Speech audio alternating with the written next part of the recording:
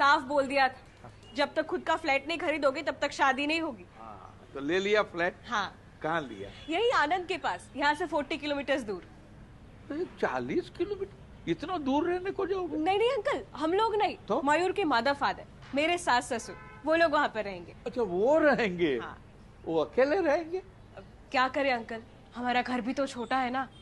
क्या है दिख रहा, घर स्क्वायर फुट से नहीं हो, प्यार से नापा जाता है।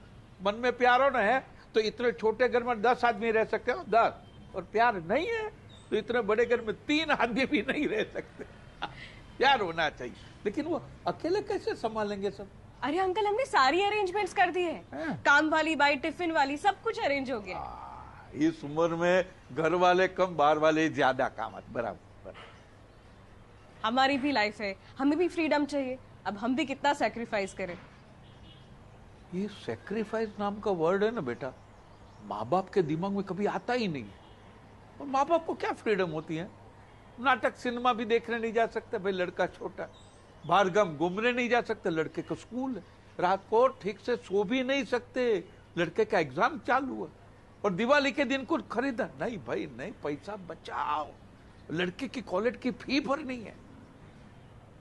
माँ बाप को तो पता भी नहीं चलता है कि कब उनके जिंदगी के 20-25 साल लड़के के पीछे सैक्रिफाइस हो गए। पर उन्होंने खुद कहा है कि उन्हें कोई प्रॉब्लम नहीं। अरे बेटा, प्रॉब्लम नहीं, इसका मतलब ये है कि उनको सैक्रिफाइस करते रहने में कोई प्रॉब्लम नहीं है। जरा समझो। पर अब साथ में रहे और रोज रोज झगड़े हो। हाँ, झगड़े तो हो तो इससे बेहतर है कि अलग अलग रहो। अलग? हाँ, अलग रहने से प्यार बढ़ता है। अलग रहने से प्यार बढ़ता है? तो माँ बाप को भी है ना, बच्चे पैदा हो तो सीधा अनाथ आश्रम में डाल देना चाहिए।